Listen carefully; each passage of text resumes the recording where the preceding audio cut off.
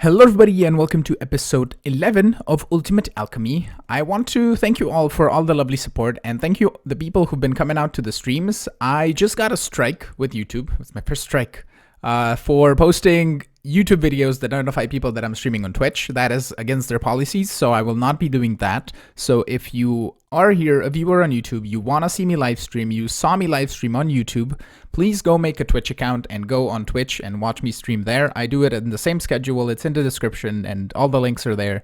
So please go there and watch me if you want to. But yeah, I just wanted to get that plug out of the way, I guess. Because at least I can do it in this video. I can't do it in a separate video that just counts as spam for YouTube. So what I've been doing in between episodes, I am going to show you in a moment, because there's another floor that I started working on. And over here, I set up open crates. Nothing is configured. I was just deciding where I want things to go for crafting. And I have a crate here with an Alchemy Catalyst underneath the mana pool, and also another one with the Conjuration Catalyst, which is the if we look at Catalyst, those are these two. The Alchemy Catalyst can do all the small flowers. It can make nether quartz ore if we wanted to from netherrack. We can make different flowers, and it's just transforming basically different things into different things, which is fine. Then the Conjuration Catalyst can double things. So we could, for example, set up a recipe to double nether quartz on demand when we run out of a little bit of nether quartz. We could also do it for redstone and glowstone if we wanted to, or even coal. That could be neat. So then we wouldn't need the coke oven, but the coke oven is all set up. It's all passive. It's fine. You don't need to. Leaves, and then, oh, you can do Gaia Spirits. I don't know if that's a thing in Botania, but I didn't know that this was a thing in Botania, but it takes half a mana pool to double a Gaia Spirit. Interesting. Okay, so you only have to effectively fight the Gaia Guardian once, and then when you fight the second one, you get the benefits of getting the baubles and stuff. But yeah, that's fine. I moved these mana pools over by one block, so it's all nice and centered. And I don't know what we're gonna put here. I think, yeah, we have one spot left, right? Yeah. Huh. Nice. It's like I planned this. We're gonna go with this guy. And we can either go from there or from there with just a mana spreader. Which might look a little wonky. We can get a way. Firstly, we have a spark here, and it should be able to pull from everything. And you can see some building blocks in my inventory. One of the first. So this sees all of the appropriate mana pools, and I have dominant sparks on this one, and this middle one, and also the two by the portal. And somebody mentioned in the comments, and thank you for that, this no longer has an upkeep cost. It only has a cost when you craft items and when you start up the portal, which is really cool. What else? We're gonna upgrade these spreaders at some point to the Gaia Spreaders, and we can possibly just get away with using one instead of two. So we'd only need to get mana to this guy, and I don't know why Vasky doesn't do this, or maybe he did, and I don't know. But I would love if you could put a spark on this. And then it was just like, it's going to pull mana from mana pools, same way as the terrestrial agglomeration plate does. Because you need to put mana in with a spreader. If we grab ourselves a mana spreader, we can actually put two just so it is kind of symmetrical. And we're going to do that. Oh, bind mode. That and that. And that way you get mana from two things, and it's all good and kind of symmetrical. And if we want to, we can put a mana pool here and then just spread out of that mana pool directly into here, which could be cool. Or move this altar to here, put a mana pool there, something, basically. So let's go downstairs and let me show you this. We have the elevator going down here, but we don't have the screens to go back up. So you can see this reactor is quite a bit bigger, and it has an internal inventory of just the same. I think it's 1 million, 10 million, it's 10 million RF, and this makes so much more power because it goes down to there and up to here, and it's all filled with resonant ender. I didn't fill it with the gelid cryotheum. I did pick it up, so we have like 300 cryotheum buckets if we wanted to do that. I set up the exact same system. We have a piston with a pulse and a piston with a pulse, and then we just output it directly into here. I have controllers on all four sides if you want to take a look at it. I have taps more than I need, but that is fine. And the import and export is the same. And did you fill up? You did fill up over time. Okay. That's neat. I just grabbed a cable from here, which is going to be hidden by the ceiling anyway. And I think I like this Metamorphic Stone brick fitting into here, even though the reactor's purple, which I wanted to do something purple here, but this fits kind of nicely with the contrast of the dark oak, and also this dark oak log, and also the basalt. And for the basalt, I set up a quick little thingy here. It's just an igneous extruder, putting it into the black ender chest. And if we grab my ender pouch, Oh, I'm just blind. We have basalt on demand here, and I could store it in the system, but it's fine. It doesn't have to be. Okay, so I need to set up the Metamorphic Stone all around the place. So I'll just basically spend either like an hour or so building this entire floor, just so we get that out of the way and have it done.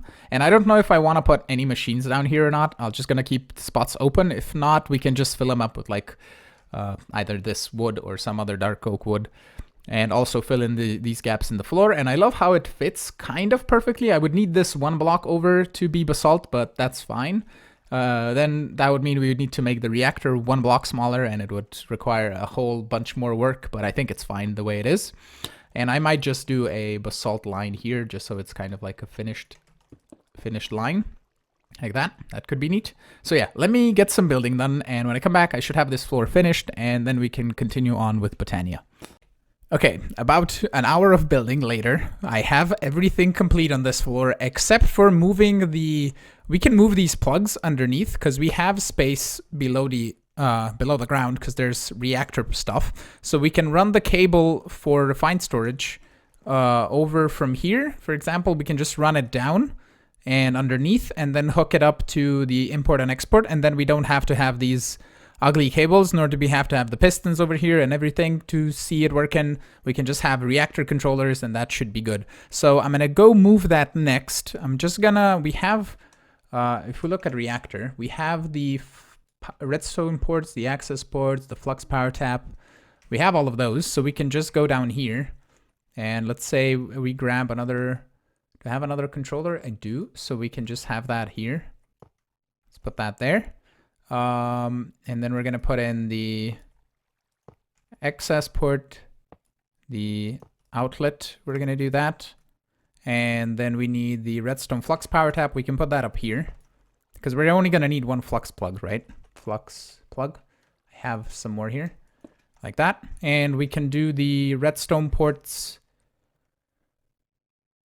On another side or on the same side? Same side, I think, is going to be fine. So we're going to do one here, one over here.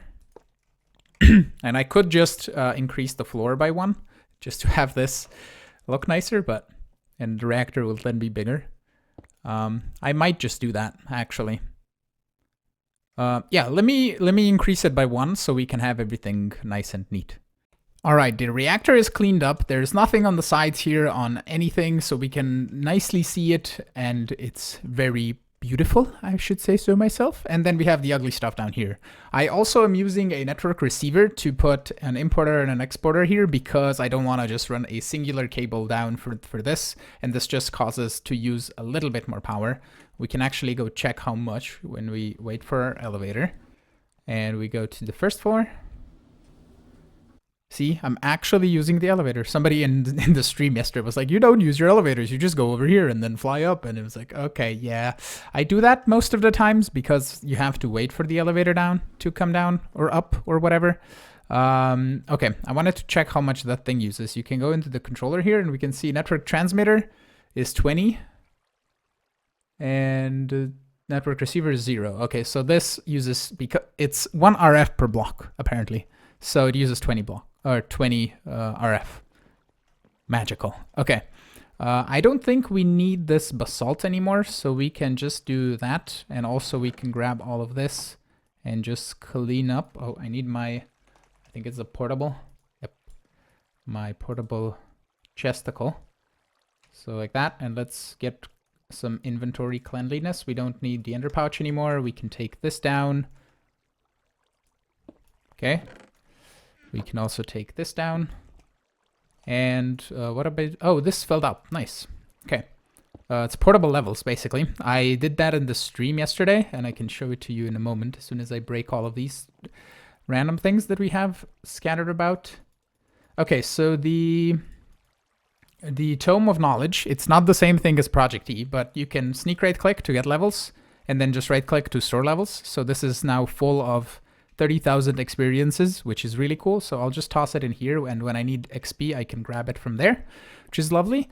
And in the stream, did we do any? Yeah, we did a little bit of work on this floor. We have another arc furnace, as you can see. This is making energetic alloy because that's the only way we can make it. And I just had it. I didn't have it automated, so we have that now. And I also automated the vibrant alloy, so we have 512 of that at any point in time in the system.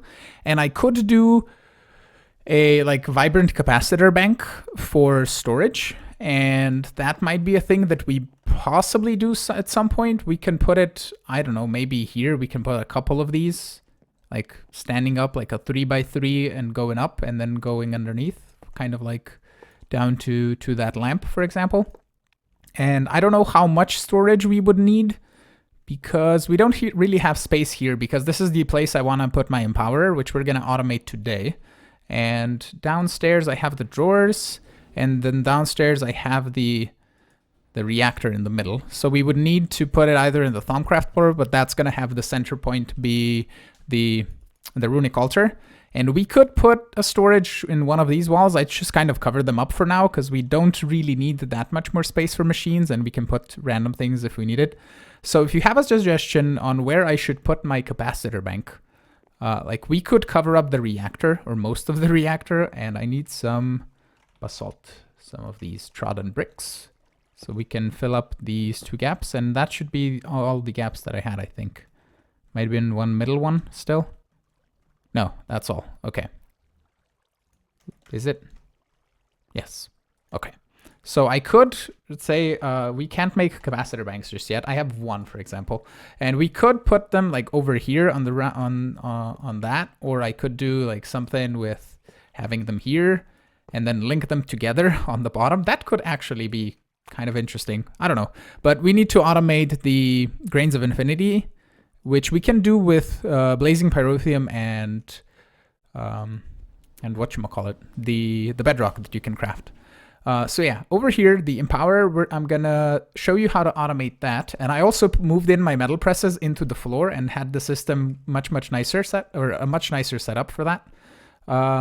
So basically the drawer here could also be, I don't think it can be anywhere else. And this should be so weird how these guys get so wonky when you like reload the world. Just gets so weird. You need to rotate. And as soon as I rotate it that way, like it should still split. Yeah, it still does its thing, but it doesn't show it, which is really wonky. But basically, the coal balls get extracted from here with this extracting conveyor belt, split into two metal presses, go around, go into the crafter, go around, go into this metal press, and make the balls. And what I have down here is the same thing that I had before. I have a timer with a detector turning off the timer with a 4-tick repeater, redstone torch, and then I just export with no anything the coal balls. We can just set that up again. So it just fills up the drawer like though. And that should be all that we need for metal pressing and doing things. This should just fill up. Yeah, nice. Okay, that's really cool. So Empowerer, I have a few things down here. If we go into one of our sneaky obtuse platforms, I have a crafter with a storage crate, and we can hook this up to some sort of cable. So let's just go like this and just bring it over. Doesn't really matter where it hooks up, but that should be the crafter for this. And from here, we're gonna need to filter some things, because in the Empowerer, if we look at empowered something and we look at how to make this Empowerer and look at all the recipes, we're gonna need empowered. We can make up all of the filters for all of the different empowered blocks, or at least the ones that I'll need. And that's a lot of slime, but we're gonna need the Empowerer, for example. You can make gas tiers with player teardrops. Oh, that's how you make gas tiers. Okay, because you could possibly use those for what specifically? Dislocators. I have Galgadors if we need Galgadorian metal. at some point, but you need it for empowered canola seeds, which is canola seeds and crystallized canola seeds, and we're gonna get to that at some point. And then you need it for the dragon horde and empowered diamantine as well. So yeah, let me hook up all of these with filters and set up the correct filtering for different things, and then we can make some recipes. So I got a few of the items ready, and I already put in the filters, and I made these advanced big item filters. And if you look at the recipe for these, they require shulker shells, and those can be made by fluid transposering liquid chorus over chests to get the shells. And liquid chorus is made by either doing blocks of crystallized chorus, or you can just do popped chorus fruit. And since we have chorus fruit in the system, I just made a recipe in the redstone furnace, and we can request, let's say, 64 popped chorus fruit, and we get that. So that's really neat. And then I just made the advanced item filter. No, oh, you can filter things directly from JEI. I forgot about that. But you can just filter things easily, and we have quite a bit of space for all of the recipes that we need. And I also set up 3 of the recipes for the empowered stuff. We're gonna set up more as we need to do them. We also are gonna need an importer, so we can finish off the recipe, and we can put an importer here and then just a cable. So the thing will know what to import, and we can say whitelist and do empowered, so we don't pull out anything that we don't want it to grab.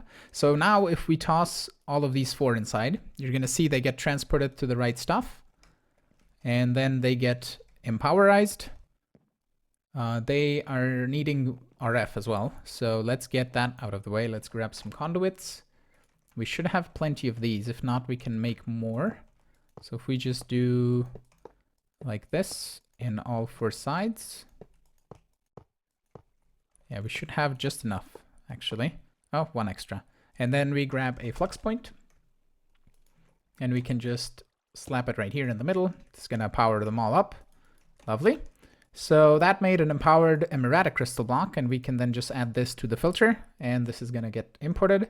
We can also do this. That one's gonna get imported, and we can also do that. And that should finish processing right after.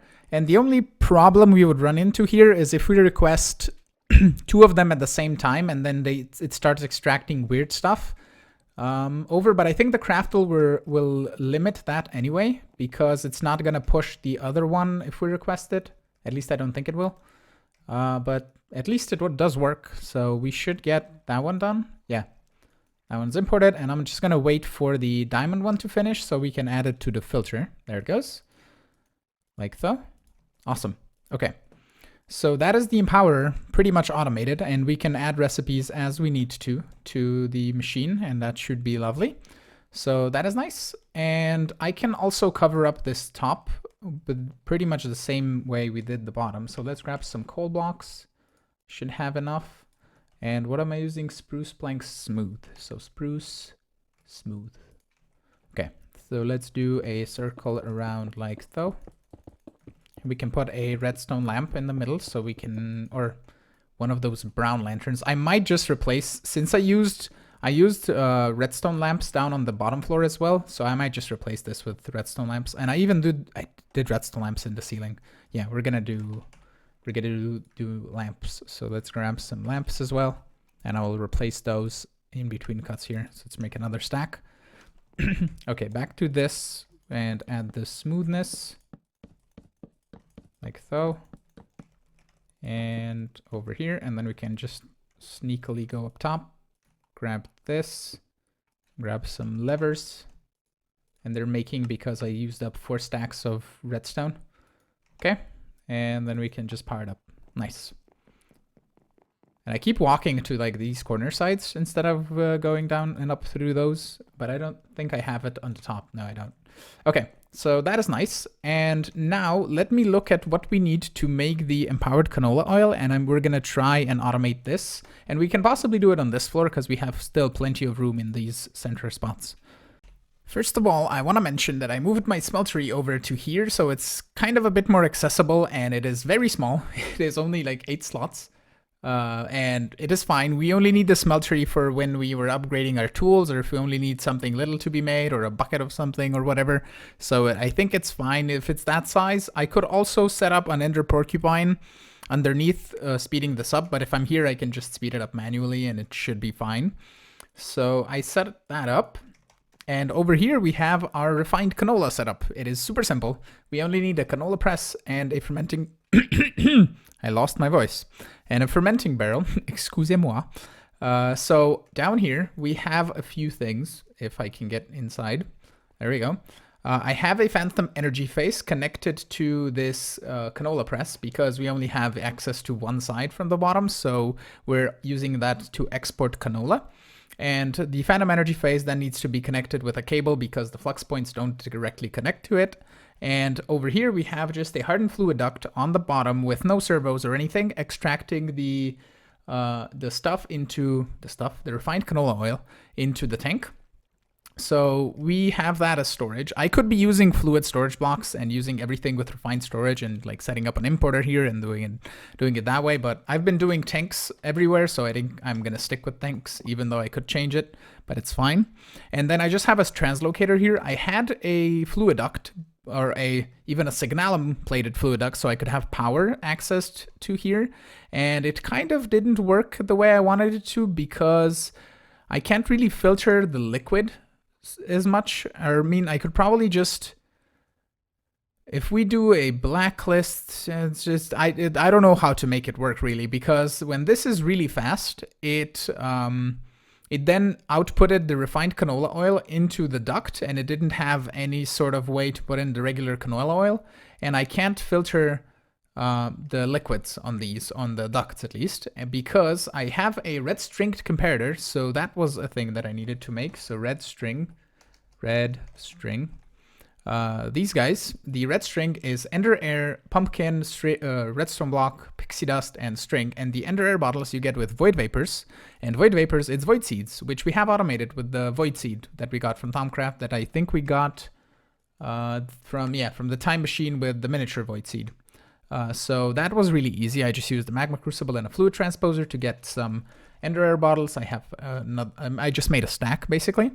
So we have this red string comparator. Basically what this does, if I look at it with my wand, you can see that it has like this stringy thing going up to the top to the block over there.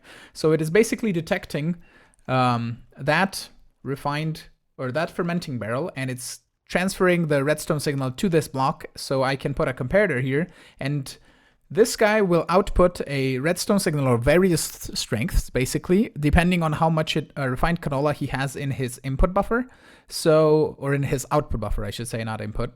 And if the output is empty, it doesn't emit a redstone signal. So basically, once the output is emptied, we use this mechanical user, we turn it on, which it's currently set to redstone being off, and that turns on this Ender Porcupine, which is hooked up to the fermenting barrel.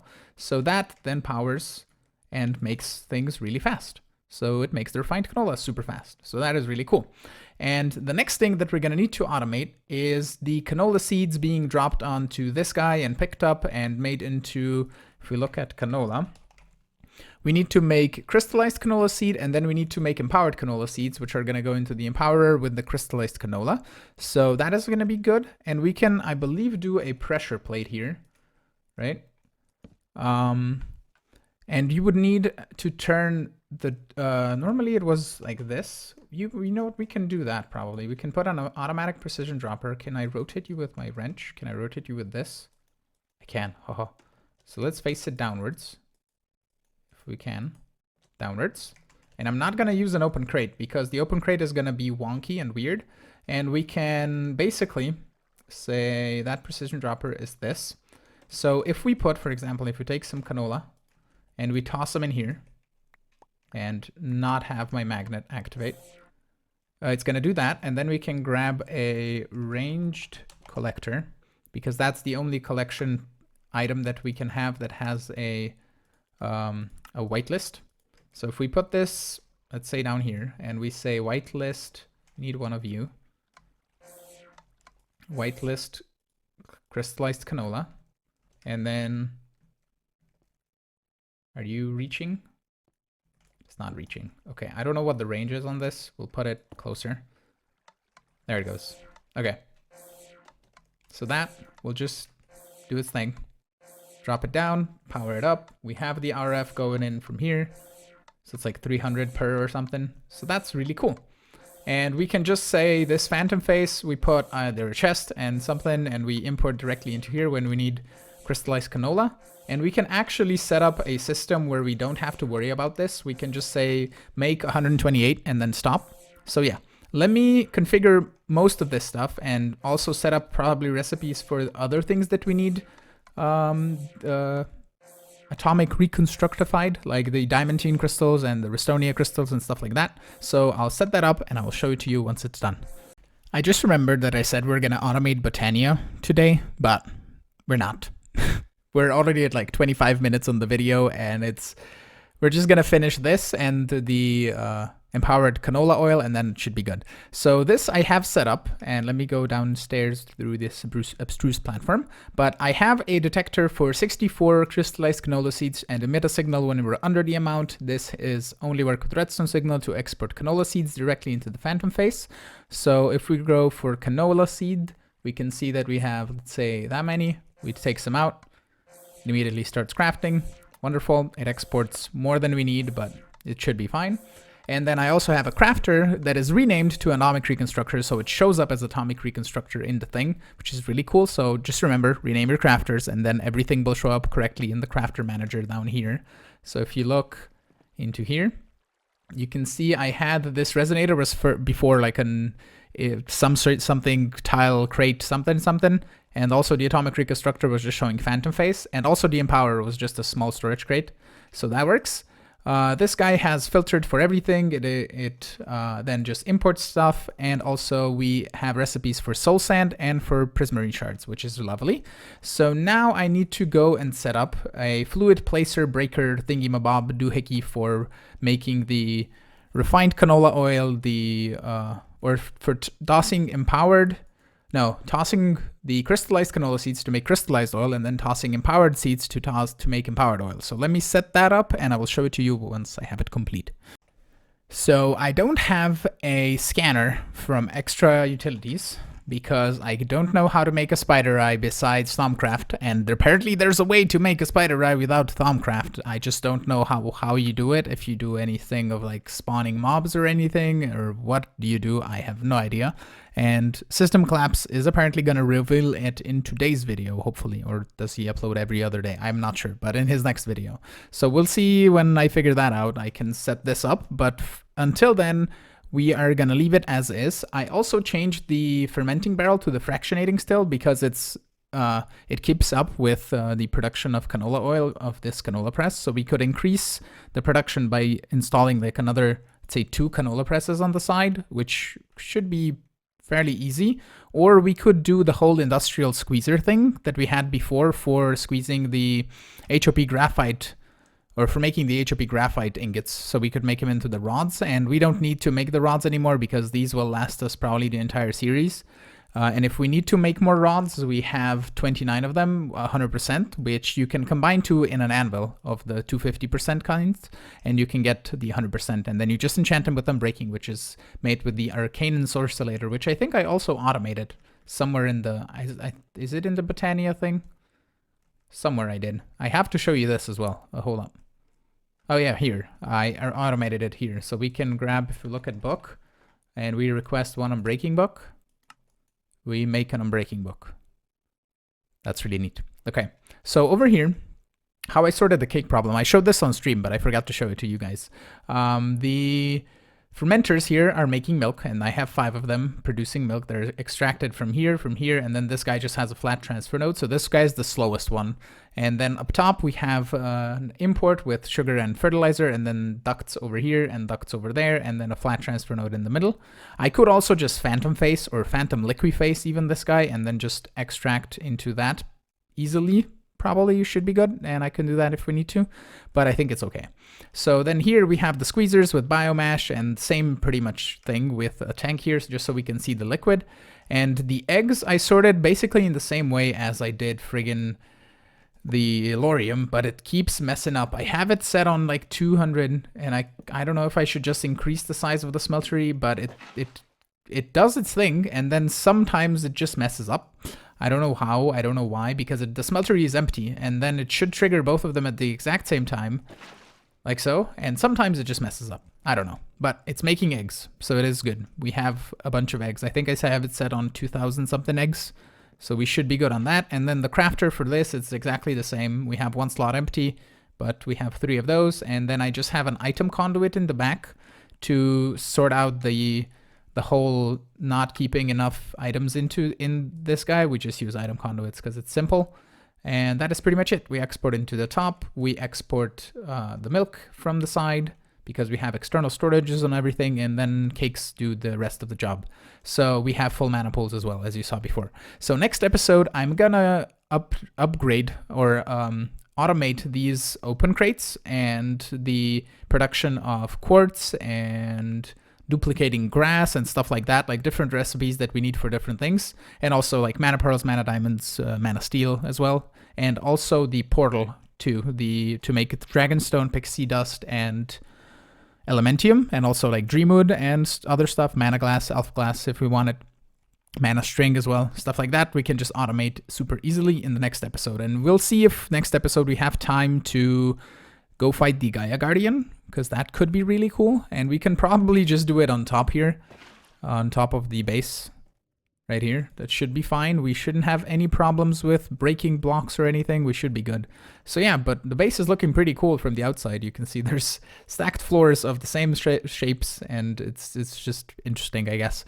And I think I'll put, or I will see if I'll put the acacia on the sides here, and we can then just like run the cable in the wall and run it out or something. I don't know. I will see. Or maybe I'll just hide the entire top or the entire outside. But yeah, I might, in between episodes, set up the industrial squeezer to do the canola pressing and making of the oil and see if that's faster. And we can set that up possibly here and then just have a fractionating still here, automating the thingy, and we can have a tank here visible with an external storage on the bottom or something.